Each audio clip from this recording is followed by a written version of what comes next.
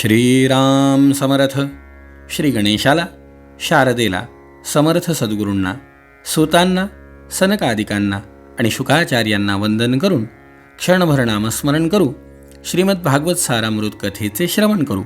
ओम नमो भगवते वासुदेवाय. ओम नमो भगवते वासुदेवाय. ओम नमो भगवते वासुदेवाय. ओम नमो भगवते वासुदेवाय. ओम नमो भगवते वासुदेवाय. गोपाल कृष्ण भगवान की जय. सच्चिदानंद रूपाय विश्वोत्पत्त्यादि हेतवे तापत्रय विनाशाय श्रीकृष्णाय वयं नमः. श्रोते हो, नमस्कार.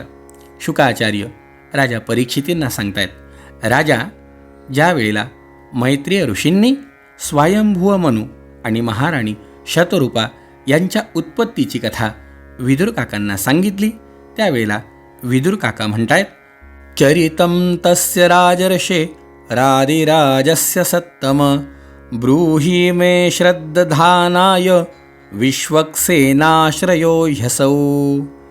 हे महामुने, आपण मला आदिराज राजर्षी स्वयंभुव मनूंचे पवित्र चरित्र सांगा. ते विष्णूंचे परमभक्त होते, म्हणून त्यांचे चरित्र ऐकण्याविषयी मी श्रद्धाळू आहे. माझी खूप श्रद्धा आहे त्यांचं चरित्र ऐकावं. का?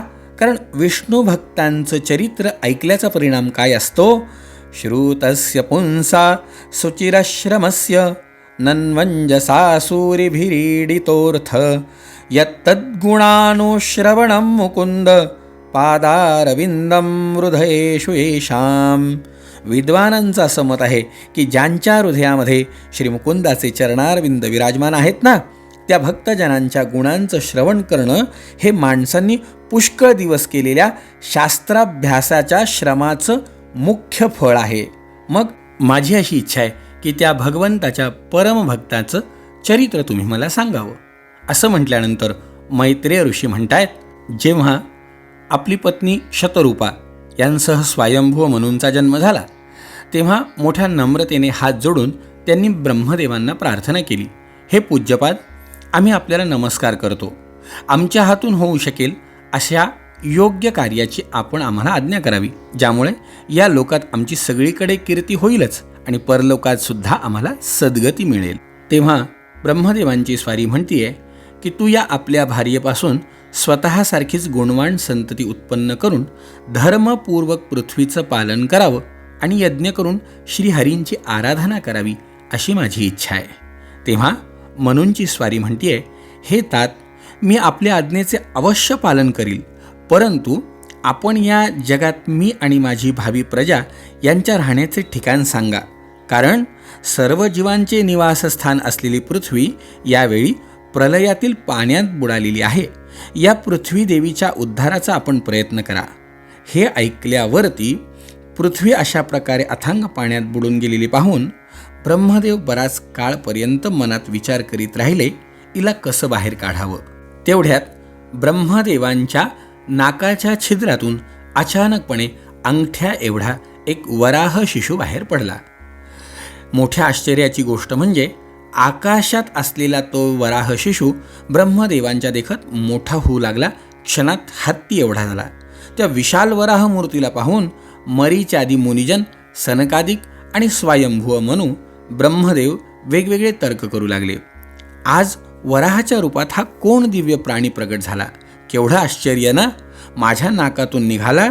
पहिल्यांदी तर तो अंगठ्या एवढा होता, परंतु एका क्षणात तो शिळेच्या आकाराचा झाला. हे यज्ञमूर्ती भगवानच निश्चितपणे आमच्या मनाला मोहित करीत असावे. ब्रह्मदेव आणि त्याचे पुत्र अशा प्रकारे विचार करत होते, तेवढ्यात भगवान यज्ञपुरुष पर्वताकार होऊन गर्जना करू लागले. सर्व शक्तिमान श्रीहरींनी आपल्या गर्जनांचा दिशातून प्रतिध्वनी उमटवून ब्रह्मदेव आणि श्रेष्ठ ब्राह्मणांना हर्षभरीत केलं. सगळ्यांनी त्यांना पाहिलं.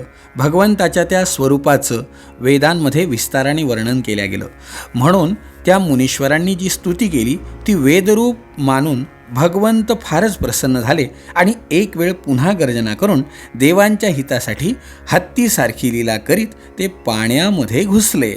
ज्या वेळेला त्यांचे वज्रमय पर्वतासारखे कठोर शरीर पाण्यामध्ये पडले तेव्हा त्या वेगाने जणू काही समुद्राचेच पोट फाडले आणि त्यातून ढगांच्या गडगडाटासारखा भीषण आवाज झाला.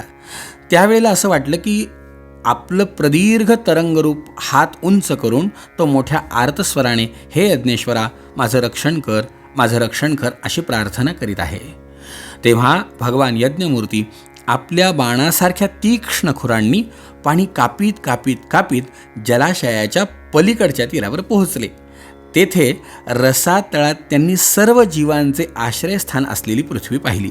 त्या पृथ्वीला कल्पाच्या शेवटी निद्रा घेण्यासाठी उद्युक्त झालेल्या श्रीहरींनी स्वतः आपल्या पोटात सामावून घेतलं होतं. नंतर पाण्यात बुडालेल्या पृथ्वीला आपल्या दाढेवर घेऊन ते रसातळाच्या वर आले. त्यावेळेला ते मोठे शोभिवंत दिसत होते. पाण्यातून बाहेर येताना त्यांना अडवणाऱ्या महापराक्रमी हिरण्याक्षाने पाण्याच्या आतच त्यांच्यावर गदा घेऊन आक्रमण केलं. हिरण्याक्षाने जसं आक्रमण केलं त्यावेळेला भगवंताचा क्रोध सुदर्शन चक्रासारखा तीव्र झाला आणि त्यांनी एका क्षणामध्ये दाणकन लठ्ठा प्रहार करून त्याला खाली पाडलं. खाली पाडून आपला पाय त्याच्या नरड्यावरती ठेवला. त्या क्षणी घणघोर मल्लयुद्ध झालं. त्या युद्धामध्ये हिरण्याक्ष मारल्या गेला. वराह भगवान की जय. ज्या वेळेला पृथ्वीला रसातळातून बाहेर करून स्थापन केल्या गेलं त्यावेळेला सगळ्या देवांनी, ऋषींनी जय जयकार केला, भगवंताची स्तुती केली. ऋषी म्हणाले, जितं जितं ते जितयज्ञ भावन त्रयीं तनुं स्वां परिधुन्वते नमः. यद्रोमगर्तेषु निलिल्युरध्वरा तस्मै नमः कारणसूकरायते. हे भगवान अजित, आपला जय जयकार असो. हे यज्ञपते, आपण आपले वेदत्रयी रूप शरीर थरथरवीत आहात. आपल्याला नमस्कार असो. आपल्या रोमरोमात सर्व यज्ञ सामावलेले आहेत. पृथ्वीला वर आणण्यासाठी वराह रूप धारण करणाऱ्या आपल्याला सदा सर्वदा वंदन असो प्रभो, सदा सर्वदा वंदन असो. मुनींची अशा प्रकारे स्तुती श्रवण केली. रसातळातून सहज आणलेल्या पृथ्वीला पाण्यावर ठेवून ते विश्वक्सेन प्रजापती भगवान श्रीहरी अंतर्धान पावले.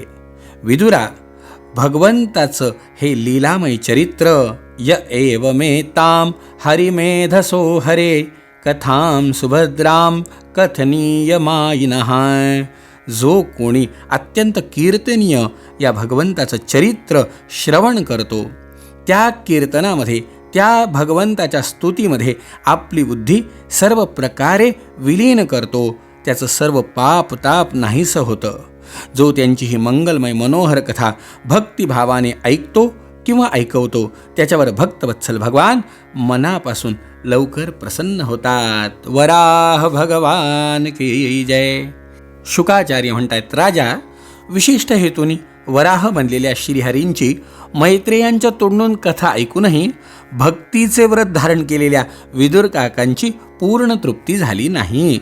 म्हणून त्यांनी हात जोडून पुन्हा विचारलं, तेन वै तू मुनिश्रेष्ठ हरिणा यज्ञमूर्तिना आदिदैत्यो हिरण्याक्षो हत इत्युनुशुश्रुषम. मुनिवर, आम्ही आपल्याकडून ऐकलं की आदिदैत्य हिरण्याक्षाला भगवान यज्ञमूर्तींनीच मारलं.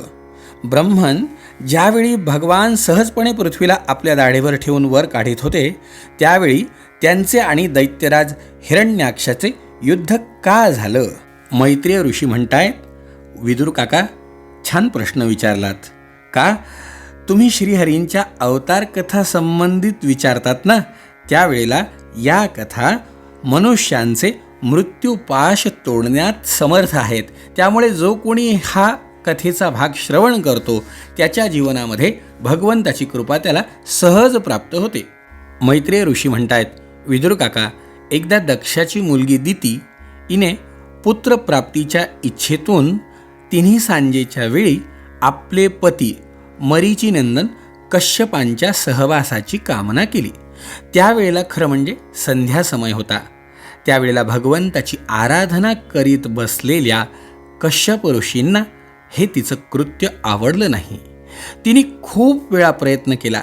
ती ऋषींना म्हणतीये, आपल्या पुत्रवती सौतींचं सुख पाहून मी ईर्षेने जळत आहे, म्हणून आपण माझ्यावर कृपा करा, आपले कल्याण असू द्या, माझी इच्छा पूर्ण करा. आमचे वडील प्रजापती दक्ष यांचे आपल्या मुलींवर अतिशय प्रेम होते. एकदा त्यांनी आम्हा सर्वांना स्वतंत्रपणे बोलावून विचारलं की आपल्याला कोण पती असावा असं वाटतं. तेव्हा आम्ही 13 बहिणींनी आपल्याशी लग्न करण्याची इच्छा प्रगट केली. हे मुनिवर, माझ्या बाकीच्या 12 बहिणी सुखी आहेत. माझ्या वाट्याला का दुःख? काही करा, पण मला गर्भधारणा झाली पाहिजे. मला आपण कसंही करून या वेळेला उपभोग द्यावा. माझी खूप इच्छा आहे. मला पुत्रप्राप्ती व्हावी प्रभो, मला पुत्रप्राप्ती व्हावी. तिची प्रार्थना ऐकून मुनिवरांनी तिला खूप वेळा समजावून सांगितलं की एषा घोरतमा वेला घोराणाम घोरदर्शना चरंती यस्यां भूतानि भूतेशानुचराणि. ही अत्यंत भयंकर वेळ आहे दिती. अगं, राक्षसादी भयंकर प्राण्यांची आहे आणि दिसण्यातही भयानक आहे. या वेळेला भगवान भूतनाथांचे भूत प्रेत इत्यादी गण फिरत असतात. हे साध्वी, एतस्यां साध्वी संध्यायां भगवान भूतभावनः परितो भूतपरषद्भि वृषे नाटती भूतराट.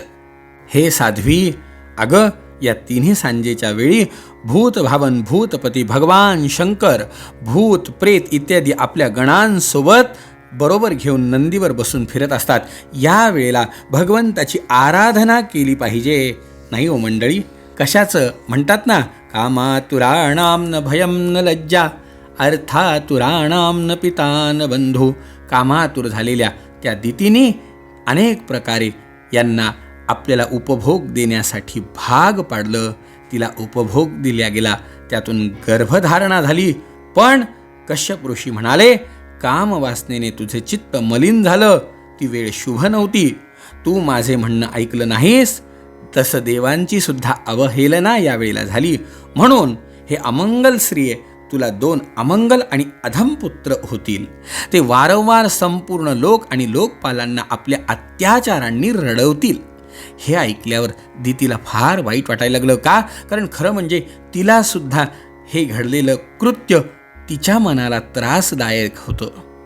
तेव्हा ती म्हणतीये, प्रभो, माझी सुद्धा खरं अशीच इच्छा आहे की जर माझ्या पुत्रांचा वध होणार असेल ना, तर तो साक्षात भगवान चक्रपाणींच्याच हातून होवो, क्रुद्ध ब्राह्मणांच्या शापामुळे होऊ नये.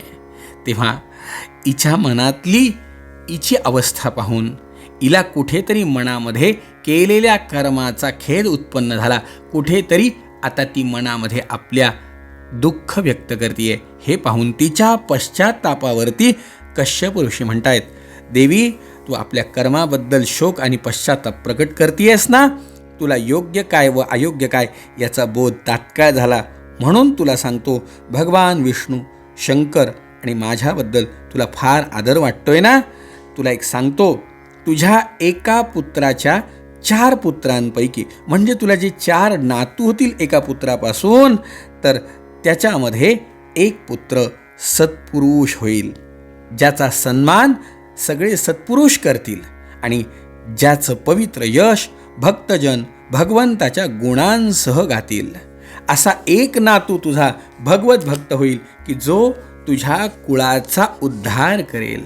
हे ऐकल्यावरती मंडळी तिला बरं वाटलं. सवयी महाभागवतो महात्मा महानुभावो महतां महिष्ठ प्रवृद्ध भक्त्या ह्यनुभाविताशये निवेश्य वैकुंठमिमं विहास्यती. तो मुलगा मोठा भगवत भक्त, प्रभावशाली आणि महान पुरुषांनाही पूज्य असेल. तसंच वाढलेल्या भक्तिभावाने विशुद्ध आणि भावविभोर झालेल्या अंतःकरणात श्री भगवंताची स्थापना तो करेल. तो देहाभिमानाचा त्याग करेल. हे ऐकल्यावरती दितीला थोडं बरं वाटलं. पुढे हे पुत्र तिच्या गर्भामध्ये वाढायला लागले.